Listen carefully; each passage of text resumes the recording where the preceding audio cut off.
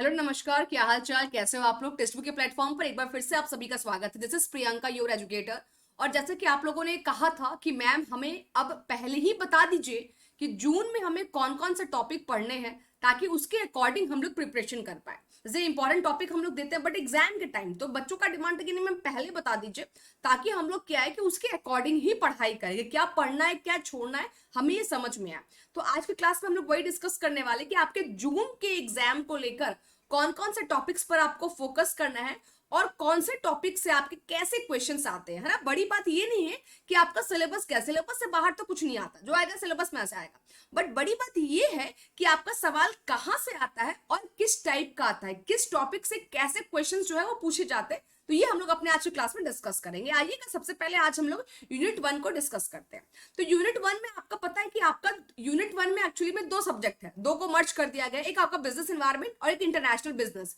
अगर मैं ज्यादा इंपॉर्टेंट दूं कि मैम ज्यादा इंपॉर्टेंट कौन सा है, तो जो मैंने अभी तक देखा है कि इंटरनेशनल बिजनेस वाला जो एस्पेक्ट्स होता है ना, इससे क्वेश्चंस आपके ज्यादा आते हैं as compared to business environment. जैसे कि अगर 10 क्वेश्चन आना है ना, तो 3 से 4 क्वेश्चन ही आपका जो है बिजनेस एनवायरनमेंट से आएगा, बाकी 7 क्वेश्चन जो है ना वो आपका जो है इंटरनेशनल बिजनेस से आएगा। ठीक है, तो ये थोड़ा सा आपका डिफरेंस है, पहले तो इस चीज को दिमाग में रख लीजिए। उसके बाद आपका बिजनेस एनवायरनमेंट के अंदर आपका इंटरनल होता है, एक्सटर्नल होता है, माइक्रो होता है, मैक्रो होता है। उसमें पॉलिसीज आपकी बहुत सारी होती है, तो इकोनॉमिक पॉलिसीज को लेकर और पॉलिटिकल पॉलिसीज को लेकर, वो भी अधिकतर जो है इकोनॉमिकल पॉलिसी को लेकर अधिकतर जो क्वेश्चन है आपके यहाँ पर बनते हैं। तो इस पर आपको थोड़ा सा फोकस करना, इकोनॉमिकल पॉलिसी को अच्छे से डिटेल में पढ़ना है। उसके बाद आपके फिलिप्स कर्व का क्या होता है, कंज्यूमर प्राइस इंडेक्स क्या होता है, माइजरी इंडेक्स क्या होता है, जीडीपी डिफ्लेटर क्या होता है, फिशर इफेक्ट क्या होता है। ये सब ऐसे टर्म्स है जो जनरली बच्चे नहीं पढ़ते हैं। ये जो टर्म्स है ना, ये आपके जो यूनिट आपका इकोनॉमिक्स है उसके लिए भी इंपॉर्टेंट है, आपका थर्ड यूनिट, और एज वेल एज आपका यूनिट 1 के लिए भी इंपॉर्टेंट है। तो इसको आपको साथ में लेकर चलना पड़ेगा। ये सारे वर्ड्स के क्या करने हैं कि आपको मीनिंग पता होना चाहिए, इसका कर्व का शेप वगैरह देख लीजिएगा। यहां से आपके क्वेश्चन जो है रिसेंटली 2022 में और 23 में, है ना, 2022 में और 23 में, इससे आपका रिसेंटली क्वेश्चंस जो है आपके एग्जाम्स में देखा गया, 22 के भी दोनों शिफ्ट में और 23 में भी। आगे बढ़ते हैं। कंज्यूमर प्रोटेक्शन एक्ट, ये टॉपिक जो है ये बहुत इजी टॉपिक है। इससे क्वेश्चंस कैसा आता है, बहुत डेप्थ में नहीं आता, ऊपर ऊपर से क्वेश्चंस आपके पूछे जाते हैं कि आपका डिस्ट्रिक्ट में कौन सा कितना अमाउंट जाएगा, स्टेट में कितना जाएगा, आप स्टेट कितने दिन के अंदर जाएंगे, नेशनल कमीशन में क्या होता है। ठीक है, आप कंज्यूमर प्रोटेक्शन जो है आपको वो कंज्यूमर प्रोटेक्शन एक्ट के अंदर में कौन कौन सी चीजें आती है, कौन कौन से आपके राइट्स आते हैं, 6 राइट्स कौन कौन से, ये सब आपके ऊपर ऊपर से इजी वाला टॉपिक है, इससे क्वेश्चन पूछा जाता है। उसके बाद फेमा और फेरा, ये इंपॉर्टेंट है। फेमा और फेरा के बीच में आपको पढ़ना है इसका ऑब्जेक्टिव क्या है और इसका फंक्शन क्या है, बस ये दो चीज आपको पढ़ना है कि फेमा किस लिए बनाया गया था, फेरा किस लिए बनाया गया था, फेमा का काम क्या है, फेरा का काम क्या था। आपको पता है कि पहले फेरा था, फेरा को, फेरा यानी कि आपका रेगुलेटरी एक्ट, उसको एक्सचेंज करके रिप्लेस करके फेमा लेकर आया गया, यानी कि मैनेजमेंट एक्ट। तो फेरा में क्या था ऐसा कि फेमा को लाया गया, तो उसके लिए आपको ऑब्जेक्टिव और फंक्शन उसका पढ़ना पड़ेगा, तब आप उसको डिफरेंशिएट कर पाएंगे। उसके बाद हम लोग आते हैं सीएसआर। सीएसआर में बोले तो आपका कंपनी सोशल राइट्स, ठीक है ना। अब देखो इसमें क्या होता है, कॉर्पोरेट सोशल राइट्स, इसमें क्या होता है आपका कि आपका जो होता है आपका कि सीएसआर के बारे में आपको हर कंपनी को अपना कुछ परसेंटेज जो होता है वह सीएसआर के लिए यानी सोसाइटी के लिए देना पड़ता है, सोशल वेलफेयर के लिए देना पड़ता है। तो उसके स्टेप्स कैसे कैसे आप पैसा देते हो, कैसे किस तरीके से आप सीएसआर को कैसे डिफाइन करते हो, आपका कंपनी का टर्नओवर कितना रहेगा तो कितना सीएसआर दोगे, ठीक है, आपका कंपनी का प्रॉफिट रहेगा तो उसका कितना परसेंट दोगे, ये जो आपका परसेंटेज वाला अमाउंट वाला वो देख लेना। और प्लस आपका सीएसआर जो है वो किसके लिए फंक्शन करता है, जैसे सीएसआर जो है वो कंपनी के प्रॉफिट के लिए काम नहीं करता, प्रॉफिट के लिए काम करेगा तो वो सीएसआर कैटेगरी में नहीं आएगा। हाँ, आप जो है आपने बच्चों के लिए प्ले स्कूल बना दिया, आपने बच्चों के लिए कंप्यूटर लैब बना दिया, आपने कहीं पर पार्क बना दिया, आपने कहीं एजुकेशन डिपार्टमेंट्स के लिए कुछ पैसे दे दिए, तो ये सब जो होता है ना, ये सब सोसाइटी के वेलफेयर के लिए आपको करना पड़ता है। तो उसका फंक्शन क्या है, उसके स्टेप्स क्या है, किस तरीके से किया जाता है, और कितना अमाउंट में कौन सी जो है आपका टर्नओवर में क्या होना चाहिए, प्रॉफिट में क्या होना चाहिए, और आपका जो है पेड अप कैपिटल में क्या होना चाहिए, कितने अमाउंट में आप 2% दोगे, वो आपको देख लेना है। ठीक है, फिर एलपीजी मॉडल, एलपीजी मॉडल में जो एलपीजी 3 मॉडल आपके जो है लिबरलाइजेशन, प्राइवेटाइजेशन और ग्लोबलाइजेशन। इसमें जो सबसे इंपॉर्टेंट जो आपका है वो है ग्लोबलाइजेशन। अधिकतर जो है यहाँ पर ग्लोबलाइजेशन से आपका क्या क्वेश्चन है कि पूछा है ग्लोबलाइजेशन आपका कैसे होता है, क्या होता है, कौन कौन से ड्राइवर है ना, कौन सा आपका जो है अच्छा एस्पेक्ट्स है, कौन सा बुरा एस्पेक्ट्स है, ग्लोबलाइजेशन में क्या क्या प्रॉब्लम्स आते हैं, उसको थोड़ा सा अच्छे से आप लोग देख लीजिएगा। मोड्स ऑफ एंट्री में आपको पता है कि बहुत सारे हैं, मतलब लगभग आपके 15 मोड्स ऑफ एंट्री है। फ्रेंचाइजी है, एक्सपोर्टिंग है, फिर आपका जॉइंट वेंचर है, टर्नकी प्रोजेक्ट्स है, स्ट्रेटेजिक अलायंसेस है। तो ये जितने भी आपके मोड्स ऑफ एंट्री है ना इंटरनेशनल बिजनेस में एंटर करने के, इसको देख लीजिएगा। बहुत डिटेल में नहीं, ऊपर ऊपर देखना है कि किसमें फायदा अधिक होगा, किसमें नुकसान होगा, किसमें किस तरीके से आप जा सकते हैं। बस इसमें खाली मीनिंग को आप स्टडी कर लेना। ओनली आपको यहाँ पर क्या स्टडी करना है, मीनिंग स्टडी करना है। हिंदी वाले दिक्कत मतलब ये मत सोचे, मतलब आपको परेशान होने की जरूरत नहीं है। हिंदी में भी मैंने लेकर आई हूं मैं स्लाइड्स, हिंदी वालों को भी प्रॉफिट मिलेगा इसका, ठीक है ना। चलेगा आगे, थ्योरीज ऑफ इंटरनेशनल ट्रेड। यहां से भी क्वेश्चन जो है ऑलवेज कंफर्म देखा जाता है। यहां से जो क्वेश्चंस आते हैं वो आपके मैचिंग काइंड ऑफ क्वेश्चंस आते हैं। अधिकतर जो अभी तक क्वेश्चन देखा गया है वो मैचिंग काइंड ऑफ और रीजन असर्शन क्वेश्चन देखा गया है। लेंदी क्वेश्चन थोड़ा सा इससे आता है कि आपके इंटरनेशनल ट्रेड के थ्योरी कौन सा, इसमें से क्या पढ़ना है आपको। इसमें आपका जो हो गया एब्सोल्यूट एडवांटेज हो गया, कंपैरेटिव एडवांटेज हो गया, हेक्सर-ओलेन थ्योरी हो गया, मर्केंटाइल थ्योरी हो गई। ये जितनी भी थ्योरी है ये कौन से ईयर में आए, थ्योरी के पप्पा कौन है, और किस थ्योरी में क्या बातें कही गई है, कौन सा 1 फैक्टर है, कौन सा 2 फैक्टर है, इसको थोड़ा सा आपको डेप्थ में पढ़ने की जरूरत है। और काफी बार आप लोगों ने ऑलरेडी पढ़ भी ली है, तो इसको आप लोग अच्छे से देख लीजिएगा। यहाँ से मैचिंग काइंड ऑफ क्वेश्चन अधिकतर देखे जाते हैं। फिर आपका टैरिफ क्या होता है, नॉन टैरिफ क्या होता है, ये कोटा क्या होता है, क्वांटिटेटिव क्या होता है, नॉन क्वांटिटेटिव क्या होता है, एम्बार्गो क्या होता है। ये जितने भी आपके टैरिफ है ना, जो कि आपके टैरिफ, नॉन टैरिफ और टैरिफ, ये दोनों में क्या डिफरेंस है और किसके अंदर कौन सा कोटा किसके अंदर जाएगा, ठीक है। उसके बाद आपका जो है एम्बार्गो किसके अंदर जाएगा, वो थोड़ा सा आपको बस इसका मीनिंग जो है ऊपर ऊपर से स्टडी कर लेना है। फिर इंडियन फॉरेन ट्रेड, इस पर थोड़ा सा आपको डेप्थ में जाना होगा। जिसके डेप्थ में जाना है वो मैं बता रही हूँ, किसके डेप्थ में जाना है, किसके ऊपर ऊपर जाना है। तो इंडियन फॉरेन ट्रेड पॉलिसी के आपको क्या करना है कि डेप्थ में जाना होगा। इससे करंट टॉपिक भी आपके आते हैं। आपको पता है कि एफटीए को लेकर आपका इस बार क्वेश्चन भी बना था 2023 में।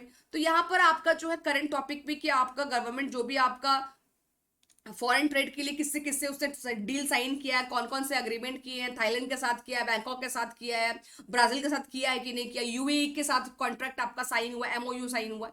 तो ये थोड़ा सा जब आप एग्जाम देने जाओगे तो एक बार जो है ना आपका उस साइट पर जाके, जो भी आपका मिनिस्ट्री ऑफ कॉमर्स अफेयर है वहां पर जाके, या एफडीआई का जो भी आप साइट है यहाँ पे एक्सटर्नल अफेयर्स का, वहां भी जाकर दोनों जगह साइट पर जाके, दोनों जगह साइट पर जाना, ठीक है। दोनों साइट्स पर देख के जाके एक बार देख लेना, जो भी नए नए करंट्स जो अपडेट्स होंगे वो वहां पर नोटिस में चिपका होगा, उसको एक बार आप रीड कर लीजिएगा, ठीक है। तो इसके थोड़े से आपको डेप्थ में यहाँ पर जाना पड़ेगा। अब आते हैं हम लोग एफडीआई वर्सेस एफपीआई। अब ये बहुत वास्ट टॉपिक है। एफडीआई के टाइप्स क्या होता है, एफडीआई क्यों इंपॉर्टेंट है, एफडीआई से क्या फायदा होगा, होस्ट कंट्री क्या होता है, आपका होम कंट्री क्या होता है, ठीक है ना, कौन से एफडीआई ऑटोमेटिक है, कौन सा आपका गवर्नमेंट रूट है। तो इस पर आपको डेप्थ में जाना पड़ेगा, ठीक है। एफपीआई के लिए बहुत अधिक डेप्थ में जाने की जरूरत नहीं, लेकिन एफडीआई के लिए आपको डेप्थ में जाना पड़ेगा। दोनों टॉपिक को आपको थोड़ा सा डेप्थ में जाके स्टडी करना पड़ेगा। बैलेंस ऑफ पेमेंट के कंपोनेंट्स देख लीजिएगा। Balance of payment, balance of trade, दो आपका होता है, ठीक है ना। लेकिन आपको जो फोकस करना वो किस पर करना, बैलेंस ऑफ पेमेंट पर फोकस करना है। इसको भी आपको डेप्थ में देखना है। क्यों डेप्थ में देखना है, क्योंकि यहाँ पर करंट अकाउंट में किया जाता है, कैपिटल अकाउंट में किया जाता है। आप लोग सिर्फ क्या पढ़ते हो, कंपोनेंट्स कौन से, करंट अकाउंट, कैपिटल अकाउंट, बस। लेकिन अब आपको जो पढ़ना है करंट में क्या क्या आता है, कैपिटल अकाउंट में क्या क्या आता है, वन वे कौन सा है, मल्टीलेटरल, यूनिलेटरल, बाइलेटरल, ये सब जो है आपका, ये सारे कंपोनेंट्स को डिटेल में डेप्थ में जाकर स्टडी करना। डेप्थ का मतलब कि जितना अंदर आप जा सकते हो उतना अंदर जाओ। और एक चीज मैं बता दूं कि जो भी यहाँ पे मैं टेक्निक आपको बता रही हूँ, जो भी मैं स्ट्रेटजी बता रही हूँ, ये मैं जेआरएफ को ध्यान में रख के बता रही हूँ, ठीक है ना। अगर जिसको जेआरएफ चाहिए उसको इस स्ट्रेटजी को फुल्ली जो है वो फॉलो करना पड़ेगा। ये फुल्ली टॉपिक्स को कवर करना पड़ेगा। एक भी टॉपिक छोड़ेंगे तो फिर जेआरएफ जो है वो छूटने का चांस यहाँ पे बन जाएगा। क्योंकि मैं ऑलरेडी बहुत लिमिटेड और बहुत सर्टेन टॉपिक्स आपको बता रही हूँ जो कि आपके लिए बहुत ज्यादा मोस्ट इंपॉर्टेंट टॉपिक्स है, ठीक है।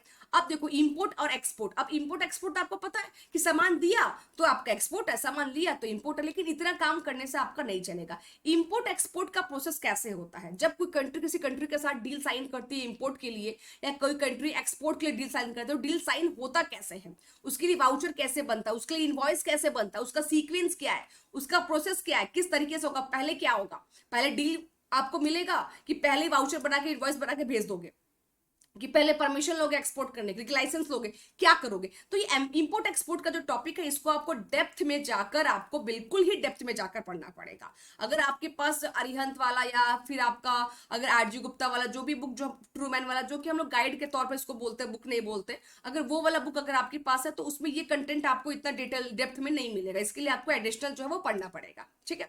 उसके बाद रीजनल इकोनॉमिक इंटीग्रेशन से एक क्वेश्चन आपका जो होता है वो कंफर्म होता है। मतलब एक क्वेश्चन का मतलब कि ये चारों चारों मिला के भी एक क्वेश्चन बन सकता है।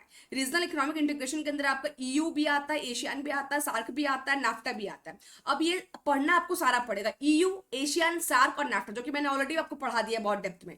तो ये क्या करना होगा, ये पूरे मिलाकर आपको यहाँ पर एक क्वेश्चन बनेगा, या तो ईयर को दे देगा मिलाने के लिए, या तो फिर आपका फंक्शन को दे देगा मिलाने के लिए, या तो फिर आपका जो है यहाँ पर हेडक्वार्टर को दे देगा मिलाने के लिए। मैचिंग क्वेश्चन यहाँ पर आपका देखा जाता है। तो इसको भी क्या करना है, डेप्थ में नहीं पढ़ना है, इसका फुल फॉर्म पता होना चाहिए, कौन सी कंट्री क्या होती है, और रीजनल इकोनॉमिक्स इंटीग्रेशन का जो लेवल्स होते हैं ना, कि कौन कौन से इसके लेवल है आपका, वो लेवल जो मैंने पढ़ाया था कि एफटीए आया, फिर कस्टम यूनियन आया, फिर कॉमन मार्केट आया, फिर आपका इकोनॉमिक आया, फिर पॉलिटिकल यूनियन आया, तो वो आप लेवल भी यहाँ पर पढ़ लीजिएगा, ठीक है ना, लेवल। तो ये सारे यहाँ पर हो गए। फिर आईएमएफ वर्ल्ड बैंक का क्या फंक्शन है, यूनिसिटी, फिर वर्ल्ड ट्रेड, और ये दोनों अलग अलग है। आईएमएफ और वर्ल्ड बैंक से आपका ये एक क्वेश्चन यहाँ पर आएगा, वर्ल्ड बैंक और आईएमएफ के फंक्शन को लेकर, ऑब्जेक्टिव को लेकर, दोनों में क्या डिफरेंस है। और यूनिसिटी, डब्ल्यूटीओ और गैट्स, ये तीनों को लेकर आपका एक क्वेश्चन आएगा, ठीक है। तो यहां से आपको क्या करना है, और ट्रिप और ट्रिम, तो यहां से आपके क्वेश्चन जो आएंगे वो आपके मैचिंग टाइप के क्वेश्चन है। गैट के अंदर क्या होता है आपका, फिर आपका इंटेलेक्चुअल प्रॉपर्टी किस में आता है, इन्वेस्टमेंट आपका किस में होता है, ट्रेड बैरियर किस में होता है, ये सब क्वेश्चंस आपके पूछे जाएंगे। तो ये सब आपको यूनिसिटी, डब्ल्यूटीओ, गैट, ट्रिप्स और ट्रिम, ये आपको पढ़ना है। अब देखो यहाँ पर जो है ना, यूनिसिटी, डब्ल्यूटीओ और गैट, तो यूनिसिटी और गैट को उतना डेप्थ में पढ़ने की जरूरत नहीं है, लेकिन डब्ल्यूटीओ को पूरा डेप्थ में आपको जाना पड़ेगा। मैं कहां पे लिखूं, मैं यहां पे लिखती हूँ, डब्ल्यूटीओ का पूरा आपको डेप्थ में जाके पढ़ना पड़ेगा, एकदम पोस्टमार्टम करके। डेप्थ का मतलब पोस्टमार्टम समझते हो ना, पूरा चीर फाड़ करके, तो पूरा चीर फाड़ करके आपको पढ़ना पड़ेगा। ट्रिप और ट्रिम को भी चीर फाड़ करके आप लोग पढ़ना, बहुत इजी टॉपिक है। अधिकतर लोगों को खाली पता है कि इंटेलेक्चुअल प्रॉपर्टी राइट तो ट्रिप है, और इन्वेस्टमेंट तो ट्रिम है, लेकिन इसके अंदर में एक्चुअली क्या क्या कंपोनेंट्स आते हैं, ये भी इंटरनेशनल लेवल पर कैसे काम करता है, तो ये आपको पूरा जो है ये थोड़ा सा डेप्थ में जाके आपको पढ़ना पड़ेगा। उसके बाद डिस्ट्रीब्यूशन में आपका नॉर्मल डिस्ट्रीब्यूशन क्या होता है, पॉइजन डिस्ट्रीब्यूशन क्या होता है, एफ डिस्ट्रीब्यूशन क्या होता है, पर्टल डिस्ट्रीब्यूशन क्या होता है, ऑकन्स लॉ क्या होता है, ये सारे भी आपको देखने, ये सारे आपके ट्रेंडी टॉपिक है। ये सब कैसे टॉपिक है, ये सब आपके ट्रेंडी टॉपिक है, ट्रेंड कर रहे हैं, जो अधिकतर बच्चे इसको स्किप कर देते, नहीं पढ़ते, लेकिन ये भी आपको पढ़ना है। और एडीआर, जेडीआर, यहाँ से एक क्वेश्चन आपका कि एडीआर क्या होता है, जेडीआर क्या होता है। जेडीआर में अकाउंट खुलवाना पड़ता है कि पहले ट्रेडिंग करते हैं, कि पहले परचेस कर लेते हैं, उसके बाद अकाउंट ओपन करते हैं, कि पहले कंपनी देखते हैं। इसका जो है ना, इसका फंक्शन जो है, इसका ज्यादा आपको डेप्थ में नहीं जाना है, इसका बस फंक्शन और इसका मीनिंग आप देख लेना, और इसका प्रोसेस कि जीडीआर एडीआर एक्चुअली में काम कैसे करता है, इसका वर्किंग प्रोसेस आप देखना कि काम करने का तरीका क्या है, इसका फंक्शन क्या है।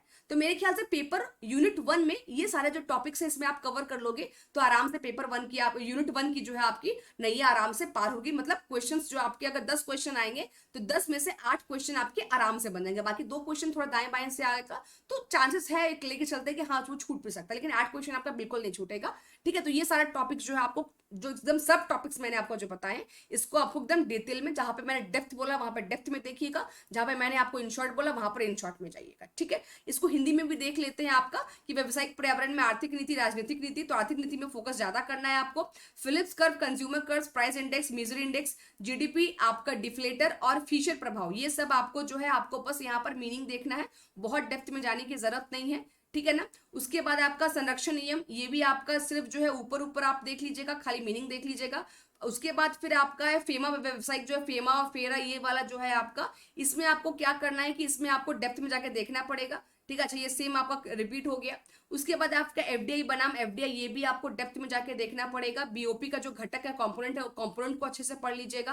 आयात निर्यात की प्रक्रिया क्या होती है, उसका क्रम क्या होता है, क्षेत्र आर्थिक एकीकरण क्या है, यूरोपीय संघ, एशियान, सार्क, इसको भी आपको क्या करना है, सबका मीनिंग और फंक्शन सब आपको पता होना चाहिए। आईएमएफ, वर्ल्ड बैंक क्या काम करता है, आईएमएफ क्या काम करता है, इसका बस आप देख लीजिएगा, फंक्शन देख लीजिएगा और इसका ऑब्जेक्टिव देख लीजिएगा, तो आपका काम जो है यहाँ पर बन जाएगा। ट्रिप्स और ट्रिम का आपको डेप्थ में जाना है, ठीक है। उसके बाद एडीआर और जीडीआर, जीडीआर कहाँ गायब हो गया, जीडीआर जो है और एडीआर जो है, इसका बस आपको क्या करना है, मीनिंग देख लेना, ऊपर ऊपर देख लेना है। और ये ऑकन लॉ, परेटो डिस्ट्रीब्यूशन, आपका एफ डिस्ट्रीब्यूशन जितना भी है, इसको थोड़ा सा अच्छे से स्टडी करना है, क्योंकि ये वैसे टॉपिक है आपका, जो भी मैंने एफ डिस्ट्रीब्यूशन और आपका परेटो डिस्ट्रीब्यूशन जो बताया ना, ये भूलने वाले टॉपिक है, तो इसको पढ़कर एक बार अच्छे से याद कीजिएगा, बार बार रिवाइज कीजिएगा, ताकि कि आप भूले ना, ठीक है। तो यूनिट 1 में हमारा इतना ही। होप सो कि वीडियो आपके लिए हेल्पफुल होगी। Thank you so much. और अगर चैनल पर नए हैं तो वीडियो को सब्सक्राइब जरूर कर लीजिएगा, ताकि इस तरह के जो इन्फॉर्मेशन आपको मिलते रहे। और हमारा जो कॉमर्स का क्लास जो होता है यहाँ पर रेगुलर आपका होता है, 8 PM पर आपको डेली मेरे द्वारा यहाँ पर कॉमर्स का क्लास आपको देखने को मिलेगा, वो भी फ्री ऑफ कॉस्ट यूट्यूब पर। और 10 PM पर हमारा टेक्स्ट बुक के ऐप पर अगर स्पीड प्रैक्टिस करनी है, अगर एक्यूरेसी की प्रैक्टिस करनी है, तो उसके लिए हम लोग क्या करते हैं कि टेक्स्ट बुक के ऐप पर भी एमसीक्यू प्रैक्टिस करते हैं। तो अभी जो मेरा सेशन चल रहा है कि मैं मंडे टू फ्राइडे यूट्यूब पर जो है कॉन्सेप्ट क्लास ले रही हूँ, यानी कि आपका थ्योरी क्लास ले रही हूँ, और आपका जो प्लेटफॉर्म है टेक्स्ट बुक का, वहां पर मैं आपको क्या क्लास ले रही हूँ, यहाँ पर मैं आपका एमसीक्यू क्लास ले रही हूँ। ठीक है, तो like, comment, share and subscribe the channel. Thanks for watching, bye bye, take care, all the very best, bye bye.